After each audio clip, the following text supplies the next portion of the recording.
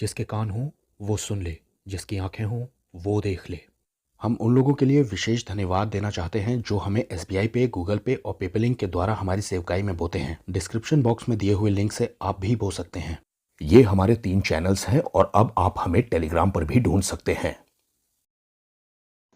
यूहन्ना 16:2 वे तुम्हें आराधनालयों में से निकाल देंगे, वरन वो समय आता है कि जो कोई तुम्हें मार डालेगा वो समझेगा कि मैं परमेश्वर की सेवा करता हूँ। इंग्लिश में लिखा है whosoever killeth you will think that he doeth service to God। मतलब मसीही लोगों को मार पीट करके या फिर उन्हें जान से मार करके उन्हें लगेगा कि वो परमेश्वर को खुश कर रहे हैं। पुराने समय में बात कही जाए तो ये यहूदियों के लिए कही गई थी कि तुम्हें सिनेगॉग से निकाल दिया जाएगा, लेकिन ये बात आज भी लागू होती है कि किसी भी आराधनालय में से वो तुम्हें निकाल देंगे। इस बात को ऐसे समझिए कि ये रिलीजियस कॉन्टेक्स्ट हो गया है। इस वजह से लोग तुमसे नफरत करने लगेंगे और वो ये समझने लगेंगे कि वो खुदा को खुश कर रहे हैं या फिर खुदा की सर्विस करके दिखा रहे हैं वो ऐसा करके। लेकिन इसके बाद जो बात लिखी है वो भी बड़ी ध्यान देने लायक है। लिखा है, और ये वो इसलिए करेंगे कि उन्होंने ना पिता को जाना है और ना वो मुझे जानते हैं। दरअसल ऐसे लोगों को ईश्वर की कोई समझ नहीं है, ना तो वो पिता को जानते हैं ना पुत्र को जानते हैं। देखिए शैतान ने कितना ज्यादा भ्रष्ट कर दिया है इंसान के दिमाग को। जो चीज सही थी, परमेश्वर की ओर से थी, उसे तो लोगों ने ग्रहण नहीं किया, और जो चीज सही नहीं थी या परमेश्वर की ओर से नहीं थी, उसे करने में, उसे दिखा देने में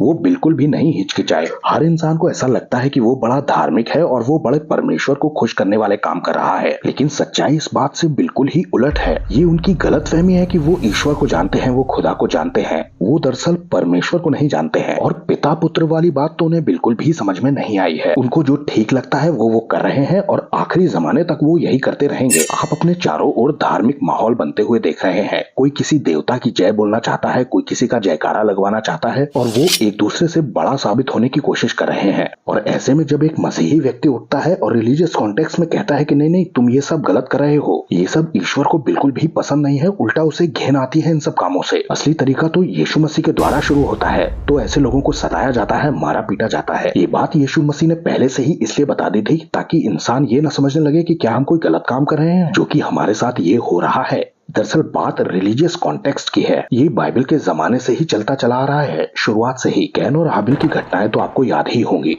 दरअसल वो भी एक रिलीजियस झगड़ा ही था। ईश्वर को हम बहुत अच्छे तरीके से जानते हैं, बस यही झगड़ा है इस दुनिया में। और आप इतिहास उठा के देख लीजिए, यही होता आया है, यही होता रहेगा, अंत के जमाने तक होता रहेगा। कैन ने हाबिल की हत्या इसी चक्कर में कर दी थी कि तुमसे ईश्वर आखिर खुश कैसे हो गया, हम भी तो कुछ लेके पहुंचे थे उसके पास, हमको क्यों नहीं ग्रहण किया उसने। उत्पत्ति 4 और 5। और कैन और उसकी भेंट को उसने ग्रहण न किया, यानी कि परमेश्वर ने ग्रहण नहीं किया। तब कैन अति क्रोधित हुआ और उसके मुंह पर उदासी छा गई। तब यहोवा ने कैन से कहा, तू क्यों क्रोधित हुआ और तेरे मुंह पर उदासी क्यों छाई है। और आगे तो आप जानते ही हैं कि ऐसा मारा उसने अपने भाई को कि वो मर ही गया। दोस्तों मैं आपको बता दूं कि ऐसे लोगों को ये मालूम नहीं होता है कि वो शैतान के चलाए चल रहे हैं। उन्हें ऐसा लगता रहता है, ऐसी गलतफहमी उन्हें लगती रहती है कि परमेश्वर का ही काम कर रहे हैं। वो दुष्ट आत्माएं उनसे वो काम करवा जाती हैं जो शैतान चाहता है। अपने धार्मिक उन्माद में वो ये काम कर भी जाते हैं। बाइबल ऐसा कहती है कि अंत के दिनों में लोगों का प्रेम ठंडा पड़ जाएगा, एक दूसरे के प्रति ठंडा पड़ जाएगा। इंसान किसी इंसान की फिक्र ही नहीं करेगा, सब अपनी अपनी चिंता करेंगे। और उन्हें ऐसी गलतफहमी भी होगी कि वो खुदा को खुश कर रहे हैं, वो ईश्वर को, शक्ति को बड़ा खुश कर रहे हैं वो ऐसा करके। उन्हें पता नहीं है कि भयानक दंड देगा उन्हें यीशु मसीह। जी हाँ, वो राजाओं का राजा, वो प्रभुओं का प्रभु, और वो आपसे और मुझसे एक्सपेक्ट करता है। इस नफरत भरी दुनिया में हम उसके प्रेम को बांटेंगे। सबको जय मसीह की।